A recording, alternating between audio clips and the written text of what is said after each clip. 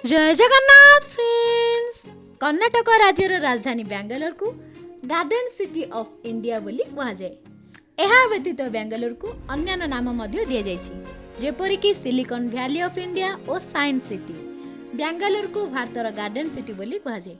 यह पछर कारण होछि मैसूर शासक हैदर अली बेंगलोर शीतल जलवायु को पसंद करथिले एवं लालबाग नाम एक उद्यान योजना करथिले। यह व्यतीत ब्रिटिश शासन समय यार सबुजता आहुरी उन्नत होइतिला। ब्रिटिश शासन समय बहु संख्यक वृक्षरोपण कर जायतिला एवं बहु सबुज रंगर विकास कर जायतिला।